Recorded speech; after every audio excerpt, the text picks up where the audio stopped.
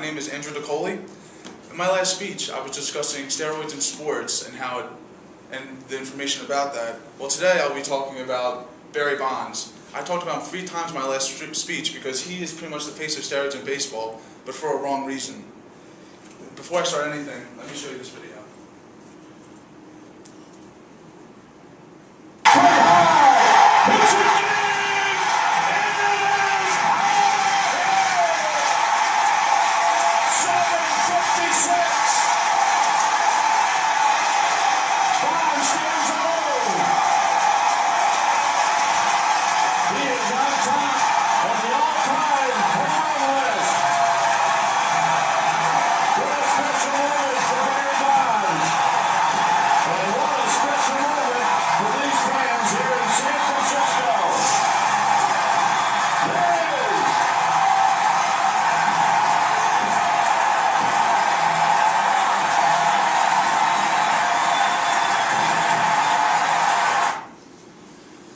That was Barry Bonds beating Hank Aaron's 755 all-time home run record with 756. Barry Bonds has 762 home runs in his whole career, 73 in one season, which are all-time records. Now, some of you are baseball fans, but all of you know about baseball. Baseball is America's pastime, and Bonds is statistically the best player in the game.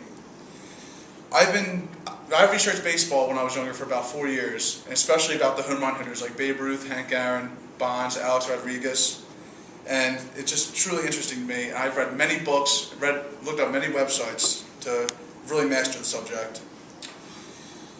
But again, what we're discussing is, although with the steroid talk, Barry Bonds should be in the Hall of Fame. My main points will be the best player is not in the Hall of Fame, with the solution of that he needs to be inducted, and I will describe what the solution would be if it was solved and not solved. So let's move on to describing why he should be in the Hall of Fame.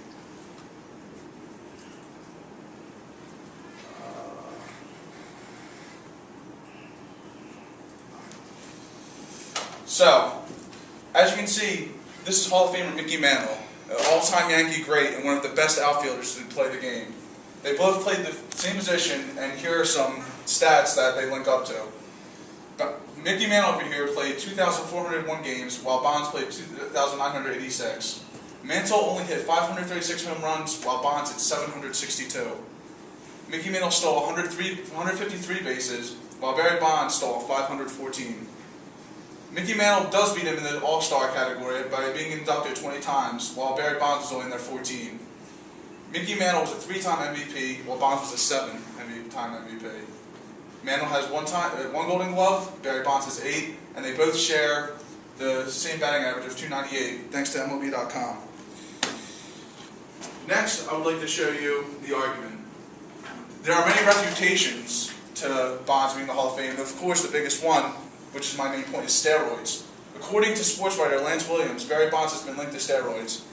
He has been linked many times, but it's not really been proven. It has been said that, again, it has been said that Bonds tested positive for steroids while being a part of the Balco, but has not yet officially been proven. For everyone that doesn't know, Balco was in the California area, a place where athletes would go to, get help. And Bonds says that the argument is he didn't know that steroids were being injected to him. He thought things that were getting injected to him were for arthritis and things of that such. And because of it, it's said that he lied to a jury. But the argument here, before any of this started, Bonds already had 3 MVP awards, 8 Gold Gloves, and All-Star appearances, along with 448 home runs before all these accusations. And Bonds has been administered 22 drug tests by the MLB and has never failed one, ever. He's never broken an MLB rule once in his career. Now, if he were elected, nothing would be but fair. Again, he has not broken an MLB rule. He leads almost every statistics of every player to play the game, and yet he's still not in the shrine. So how does it make sense for the statistically best player to be in the Hall of Fame, not be in the Hall of Fame, but everyone else to be? If you weren't elected, this means that players that are known cheaters that made it are in there, but he's not. Gaylord Perry doctored baseballs to get people out. He was a pitcher who would do things, put things on a baseball to give it extra oomph, and was caught cheating, and yet he's still in the Hall of Fame. Ty Cobb, when he would slide into bases, run the bases, he would purposely cleat people and has admitted to doing so multiple times. You obviously aren't allowed to do that, and he would be fined and suspended in today's game. Babe Ruth. Who here knows Babe Ruth? Or has heard the name Babe Ruth? Obviously. He's Mr. Baseball. He is ranked #1 in Sporting News all-time greats, and he is a god in the baseball world. But many people do not know is that he's been arrested several times, whereas Barry Bonds has never been actually arrested for anything. Babe Ruth has been arrested for drunk driving, being under the influence so much, and he's our god. So a guy who never broke an MLB rule and has never been arrested, why isn't he in the Hall of Fame? When he's statistically better than Ruth in almost every category. How is he a god and he is not? This leads me to the action that I would like to present you. The BBWAA, which is Baseball Writers of America Association, are the people that vote them in. In many interviews that I've watched, most of these interviews are about how they want to teach Bonds a lesson, but have no argument with their proof. They think since he is linked to players like Mark McGwire, Sammy Sosa, Jose Canseco, who are known steroid takers and have broken rules in the MLB, that Bonds shouldn't be a part of it. They have players that I've never even heard of, literally, before him. Now, on their defense, Bonds went from 185 pounds to 230 in 2 seasons, weight-wise. That does seem like a big jump, but that is not, that they're just being biased, and they're not using the actual MLB statistics and rules to put in effect.